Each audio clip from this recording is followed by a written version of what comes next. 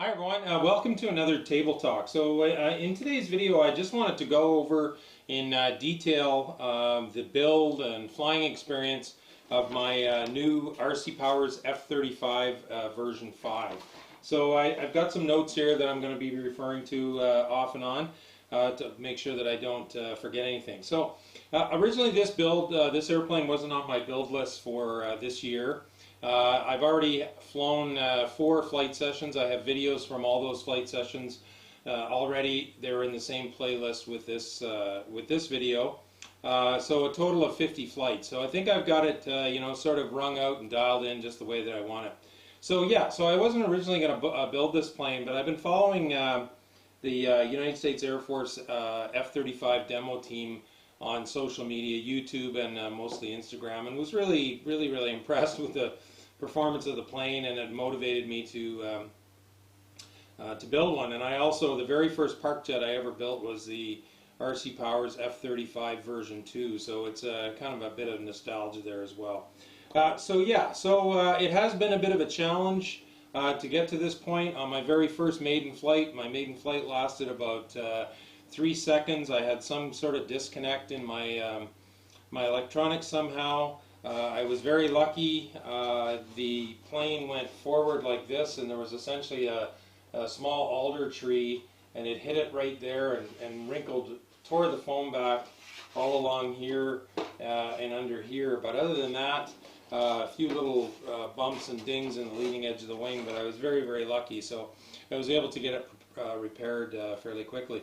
But based on some decisions I think I made in my initial build ideas, I have been working through some issues, and it's been challenging, not make your head explode kind of challenging, but also very rewarding, because I realized that as I went along, many of these behaviors that I was seeing in my plane that I wasn't happy with, I had more than likely induced myself, either based on probably primarily from decisions that I'd made originally with my build, and maybe because of the crash, and maybe because of some things I didn't get quite aligned in my repair after the crash. But anyway, let's get on to it. So I built mine at about 90%. I wanted it a bit smaller. Full size is a 30-inch wingspan. I wanted 27 inches.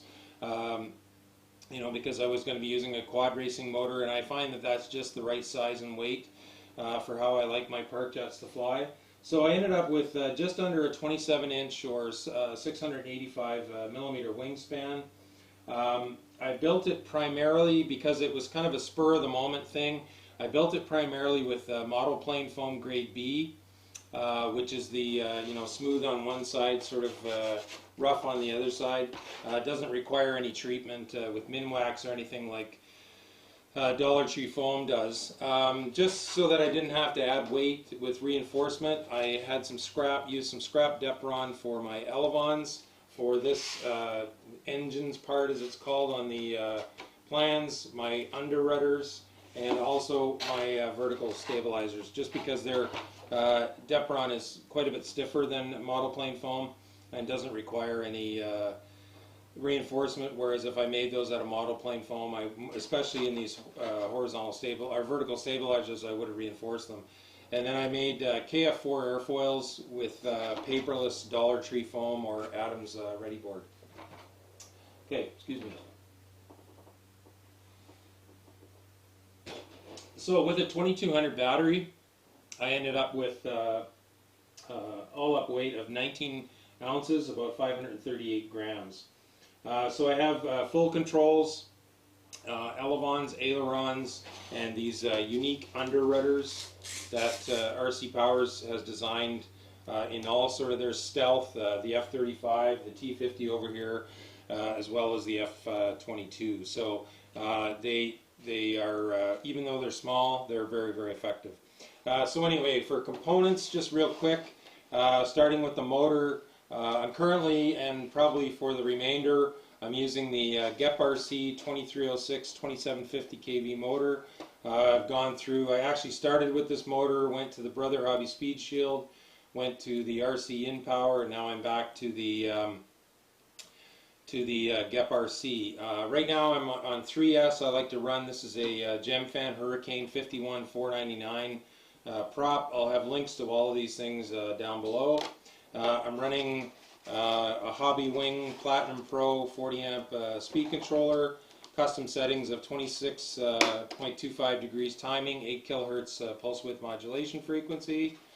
For servos, I'm running 9-gram nylon gear servos for my Elevons, RC timer, 5-gram nylon gear servos for my ailerons, and I had some HXT 500 servos laying around that I decided to use for my underrudders.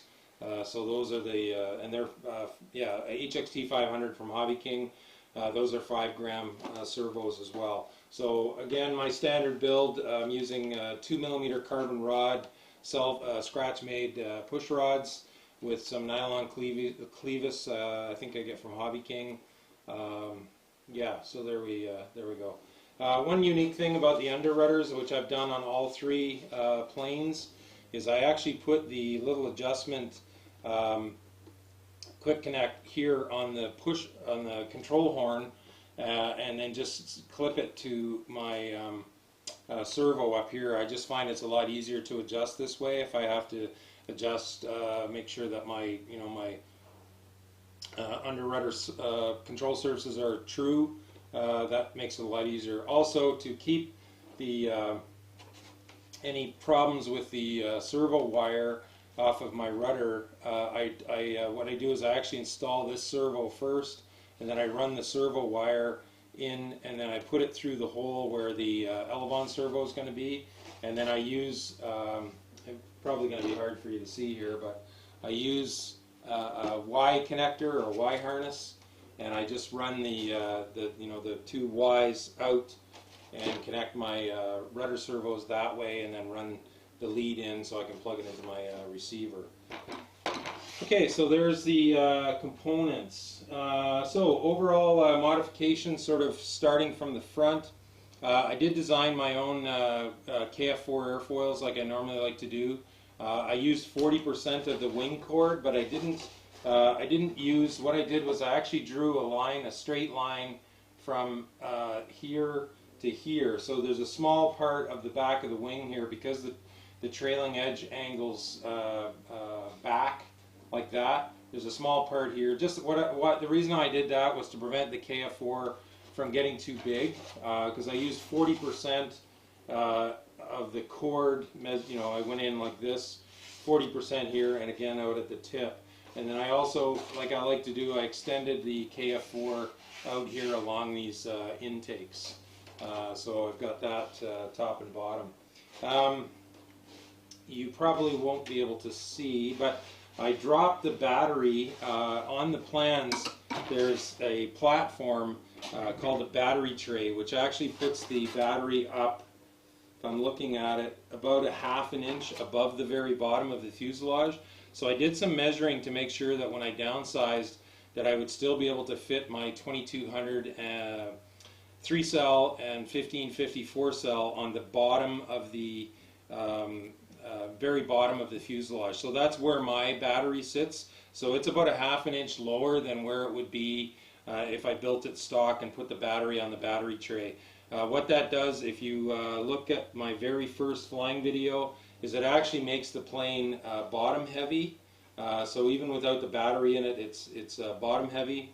That means that it has a naturally built-in self-righting tendency, which I found lesson learned from the F-22 version 5, is the lower I can get that weight, it just tends to make the plane more stable, but fortunately it doesn't seem to affect its maneuverability whatsoever, which I'll talk a little bit more about. Aileron, the aileron on stock ailerons were actually pretty tiny, so I did what I normally do. I actually increased, might be easier to see here, I increased the cord by about 5 millimeters, and then I measured, so my aileron is 60% of the length of the trailing edge of the wing, measured basically from there out to there, and then 60%. That seems to give me lots of surface. and I'll talk a bit about my throws and how I have those set up here soon. Okay, the leading edge of the prop slot, I just moved that forward by 15 millimeters, primarily because I'm using a shorter motor with a quad motor. Most of these V5s and most park jets are designed to use like a 2212 size, so the can on this is half that size. So to make sure that I had plenty of clearance between my prop and the leading edge of the prop slot, I moved it forward, and I made sure that, you know, I laid out my KF4 airfoil as well to make sure that I wasn't going to be interfering with the trailing edge of the KF4 there. So that worked out quite well. I didn't use the, on most of the RC Powers version 5s, they come with these motor shims, which you're supposed to make out of foam, and based on what size or what weight of motor you use, you put that to adjust the, help better adjust the balance. I learned in the first two V5s that I built, I used these, and they're, in my opinion, they're just a really easy point of failure.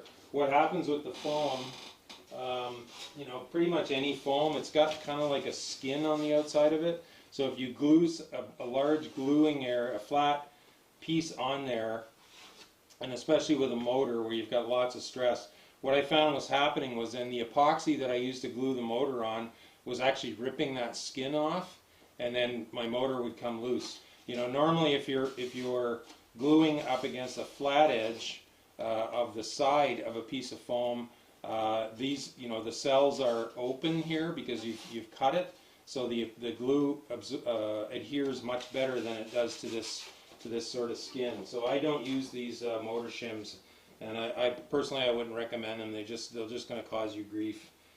So I didn't use those. Okay, right. So that's about it for modifications that I made. Well, actually, let's talk about it a little bit right now, because I've already talked about it in a video. So originally, I stubbornly wanted to run a 6-inch prop, but because I downsized the plane by 10%, I wasn't going to be able to swing a 6-inch prop in there without cutting a gap out of the side of the fuselage. And you notice now that I've got a piece of foam back in where I'd cut that gap. For a couple of reasons. I found out that it weakened, even though I put a stretch of popsicle stick along the top there. You know, the stress found the weak part of the foam, and it cracked from the corner of my servo up here. And also, I think, which I'll talk a bit in more detail, I think that having this big gap here right by the prop, it was causing some instability issues. So that was a modification that I've now since unmodded, I guess, if you wanted. That's a word. Excuse me. All right. So my CG is about a ½ an inch ahead. Now I've built 8 different version 5s. This is my 8th. And on the version 5 plans, they come with this, I don't know, I always call it the CG spectrum there, you can see. And what I've always done is I've always picked the very center of this black rectangle as, you know, kind of neutral CG. And what I found on every single one of my version 5s, I think maybe except for the Eurofighter, is on average my balance point is at least a ½ an inch ahead of that. So yeah, and this one ended up being the same. And in fact, I would suspect that my CG is even further forward than that. But currently I don't have a battery in this right now, but I have my battery, and when I fly, I have my speed controller all the way back here, my receiver all the way back, and I still need to fly with about 4 to 5 millimeters of up trim, otherwise the plane is continually wanting to go down. Now, I did counterbalance that a little bit because I shimmed the motor down, angled the motor. I have a couple of washers here behind the screws on the top here, which just angles the motor down. So those two maybe cancel each other out a little bit, but what it prevents is, because I have this, and actually that trim the way those elevons are, I guess, is the same as where they are when they fly. When I would hammer the throttle, because I've got that up trim and because of this flat bottom, what would happen is the plane would always want to zoom. So angling the motor down just keeps that plane, when I hammer the throttle, it keeps it going level. I could have moved my servos back a little bit further. I just sort of picked my own servo spots because I wanted my servos to be close to what I thought was going to be the center of gravity. So in retrospect, I probably could have had both these servos a half an inch further back, and maybe even my rudder servo further back, and that would help out a little bit. I really like where the motor is located.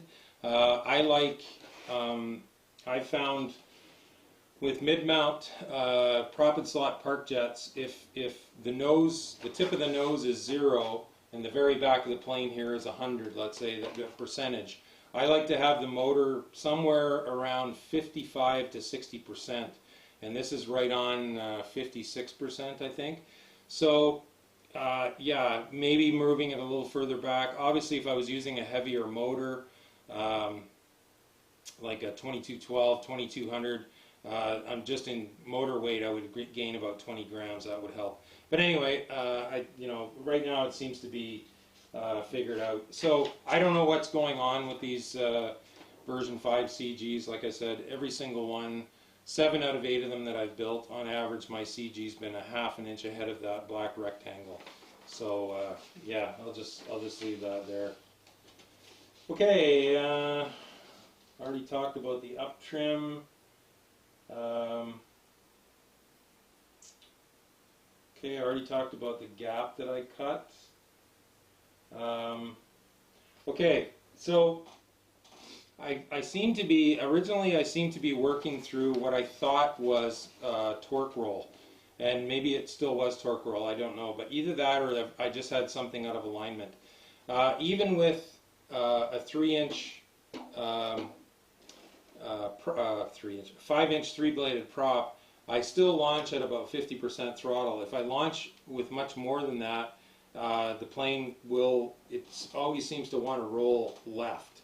And originally I thought that was torque roll, and I think it might end up being now that something's misaligned, because obviously torque roll, if this prop is spinning this way, going that way, my torque roll actually should be this way.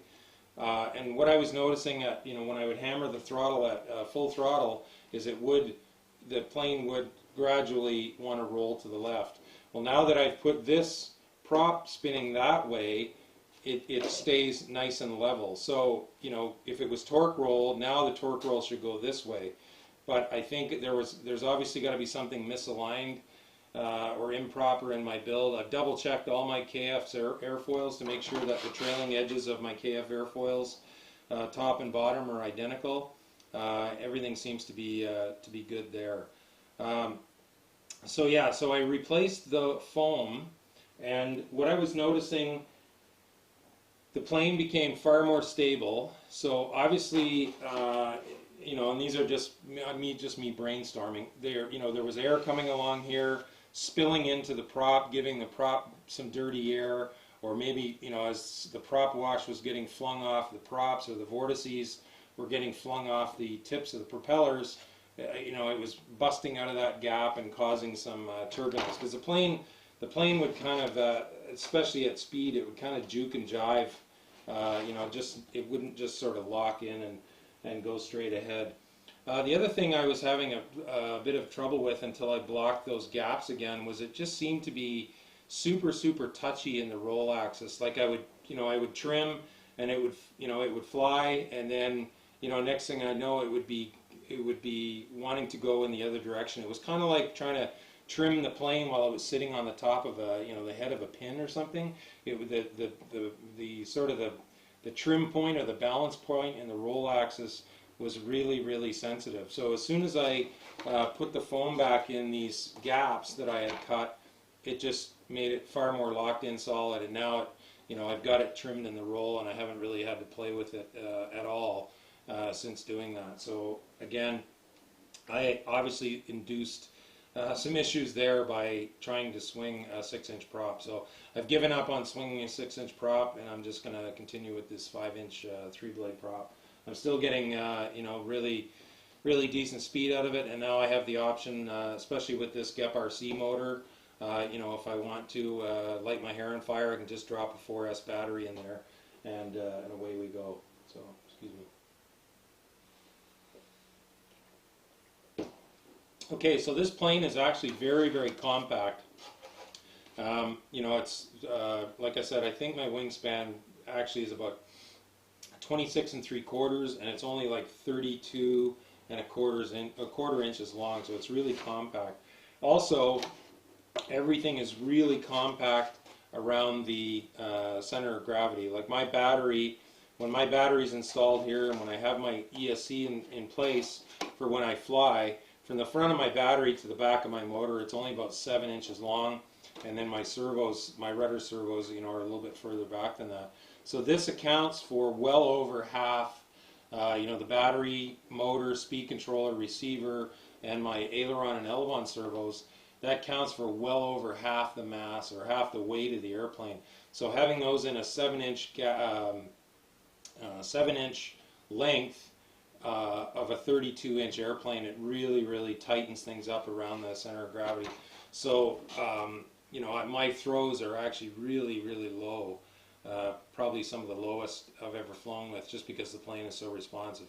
Now I must caveat, I tend to fly with fairly low expo. Maybe I fly with 15% expo in my pitch and 15% in the roll, and about 20% in the rudder. So my throws are only half an inch of travel in the pitch. That's one way, so 1 inch total. I have 3/8 of an inch of travel in both my aileron and my elevon. What I find with these stealth style wings, airplanes where the aileron is really close to the elevon, is almost equal control surface throws tend to make for far more axial rolls. You know, normally in most other configurations, like say a MiG or a Sukhoi, a good rule of thumb for a starting point is having your aileron throw about 50% of what your elevon throw is. But with these stealth airplanes, I find that starting much closer to you know, 1-to-1 ratio makes much better. If I went 50% more in the elevon than in the aileron, what happens is my rolls, when I go to roll, is the nose, you know, the nose does one of these. It's not, because I've got most of the force coming from the tail, and the roll tends to be very, almost like a hula hoop type affair, and not, you know, crisp and axial like it was rolling on a rod. The rudders, maybe not quite as effective as on the F-22 and the T-50, and for some reason they seem to be, you know, for aggressive rudder maneuvers, like if I pull up and you know, and I kick them over because I want to do you know, like a stall turn. When I had a clockwise, so clockwise looking at the back of the airplane, so when the prop was spinning this way, if I did a stall turn, and I kicked the rudders hard to the left, it would just sort of sit there and waffle and then eventually stall and fall on its back. It was just fine to the right. Well, now that I've switched to a counterclockwise prop spinning this way, that's reversed. So now I can no problem do a stall turn to the left, but again, if I kick it to the right, it sort of just kind of sits there and then eventually flops on its back. So anyway, it is what it is. I guess I'll just do all my stall turns to the left. But for normal flying around, for slow flying or flying in the wind, they're just fine, even though they're small. And I'm actually quite glad that I have them. And I have right now about 1.25 inches. I may even increase that a little bit. I just have to be careful so that, you know, I don't deflect my rudders over too far, because I don't want them interfering with my push rod here on my elevon. So those HXT 500, they're loud. I find that they're loud servos. Anyway, Okay, talked about the rudders. All right, yeah. So we talked about you know, the issues that I worked through, that I had induced myself. So you know, now that I'm you know, convinced and happy with the fact that spinning a 5-inch 3-blade prop is the way to go with this plane, and I replaced that foam back in the sides. Just it's really flying well. Like the last flying session, specifically when I went up to 4S, like it just really locks in, and it really tracks really well. But it's also super, it's stable, but also super agile and responsive. You know, just moving the sticks around a little bit, and it'll change direction very quickly. Okay, so one other lesson I learned. Excuse me again. For some reason, I decided I wanted to paint the entire plane with like gloss acrylic paints. I think I got these at Michael's craft store. Anyway, I normally actually always paint my canopies. Most of my canopies I paint black. I paint them in a gloss black. And again, you know, maybe it's old age. I do sometimes notice, depending on when I'm flying in the sun, I do actually sometimes notice, although it doesn't, you know, it doesn't look glossy and shiny, it does look a little bit shinier than if it was flat. I do actually sometimes get a bit of a glare off of the canopy, which helps a bit in, you know, with orientation. However, I used gloss for all 3 colors, the silver, black, and red, and now I've noticed that occasionally, depending on the sun angle, I'll have it, you know, up in a turn like that, and the whole plane will be nothing but one big glare. Like all the colors will wash out into one big glare. So anyway, it looks pretty. You know, I think it looks nice. It looks pretty.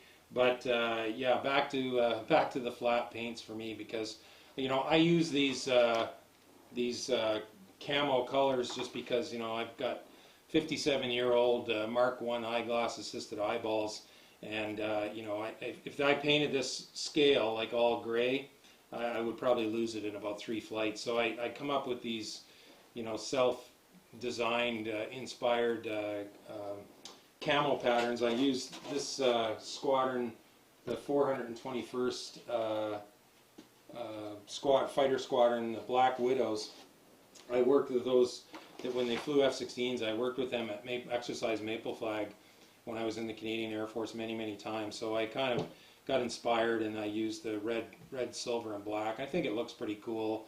And other than that, you know, when I lose the glare sometimes, it's easy to track. So yeah, so I'll be going back to primarily flat paints for my paint schemes in the future.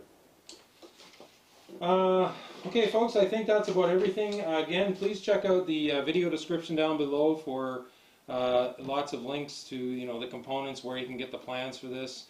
Also, go to the, you know, if you want more details, things that I more than likely forgot, minor details, please go check out the official thread on the RC Powers forum. I did, you know, I did a fairly detailed build log step by step as I went along each sort of phase of the build, and also, you know, documented more on pictures and other things as I worked through those challenges that I had induced in my build. So I encourage you to go check those out. So if you have any questions, comments, again, please leave them down below, and I'll do my best to answer them.